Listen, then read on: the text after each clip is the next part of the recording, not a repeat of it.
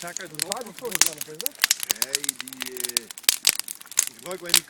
Die gebruikten wij in die containers om stenen in te spoelen. Met trommel. Een stenen trommel, weet je wel?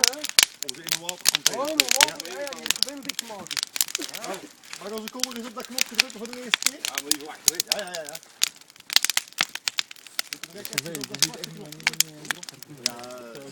Dat is niet normaal, hè? Bij hun staat hij gelijk vol, hè? Gelijk staat die zak. Dat zeg ik, dat moet ik gehoord hebben. Kijk mensen die hulp. Zal ik even allemaal bereiken, hè? Wel eindig met de eindboom doen.